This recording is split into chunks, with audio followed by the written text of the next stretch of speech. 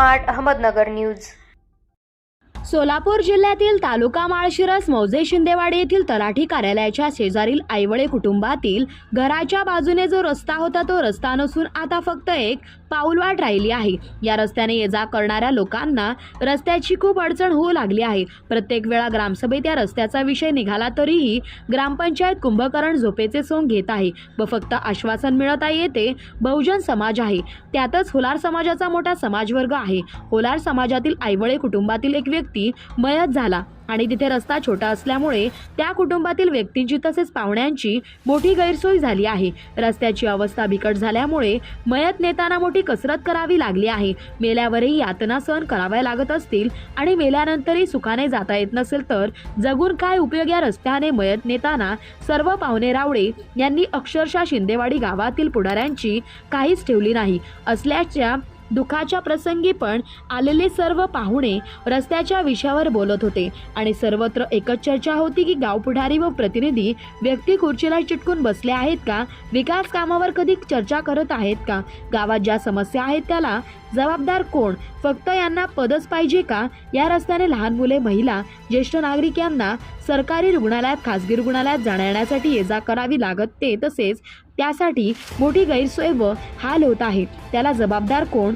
त्यांना हॉस्पिटलला नेण्यास गाडी दारापर्यंत येऊ शकत नाही। इमर्जन्सी पेशंट असेल तर त्याला रस्त्यावर उचलून आणावे लागते। देशाला स्वातंत्र्य मिळाले तरीही या लोकांवर एवढा अन्याय का, नागरिकांच्या होणाऱ्या गैरसोयीला जबाबदार कोण, ग्रामपंचायत यावर तोडगा करणार का, लोकांना हक्काचा रस्ता कधी मिळणार, गावातील पुढारी प्रतिनिधी ग्रामसेवक रस्ता करून देणार का, असा सवाल उपस्थित होऊन शिंदेवाडी येथे आसपासच्या गावात चर्चेला उधाण आले आहे। स्वराज्य ग्राहक तसेच न्यायनिवाडा वेलफेअर समिती दिल्ली राज्य अध्यक्ष, माहिती अधिकार, पत्रकार संरक्षण महासंघ, निवडणूक आयोग मान्यताप्राप्त श्री माननीय हेमंत जावीर यांनी शिंदेवाडी प्रशासन यांचा जाहीर निषेध केला।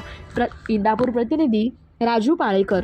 आणि इथं शिंदे म्हणून आता जे सध्याचे सरपंच आहेत त्यांनी अतिक्रमण केलेलं आहे आणि इकडे याच्याकडे लक्ष देत नाहीत। ही पोरं आहेत, शाळेला यांना जाता येत नाहीये। पावसाळ्यात सुद्धा इथं अतिशय एकदम गंभीर परिस्थिती असते, तर त्याबद्दल जरा तुम्ही सांगा। ऍक्च्युली ही जागा जी आहे ना, जवळजवळ 1.5 एकर जागा गावठाणाची, त्यांनी ते अतिक्रमण करून त्यांनी आपल्या ताब्यात घेतली आणि ती स्वतःची म्हणून दाखवतात आणि आम्ही इथं नसल्यामुळे याच्यावरती अतिक्रमण करतात, जायला पण माणसाला येत नाही।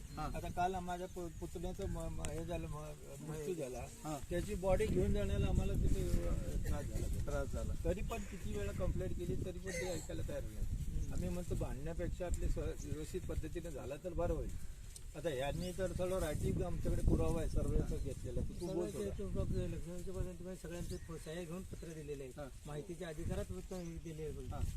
म्हणजे तात्काळ असं आहे की इथं हे शिंदेवाडी हे गाव गुंडगिरीचं गाव आहे आणि ह्याचा आम्ही जाहीर निषेध करतो की इथं यायला रस्ता नाही आहे आणि आलेले पाहुण्यांच्या तोंडातून या शिंदेवाडीचं नाव लांबपर्यंत गेलेलं आहे की इथं बाबा जायला रस्ता नाही आहे, इथं पाण्याची सोय नाही आहे आणि कुठला माणूस आजारी जरी पडलं तरी त्याला उचलून रोडपर्यंत न्यावं लागतं आणि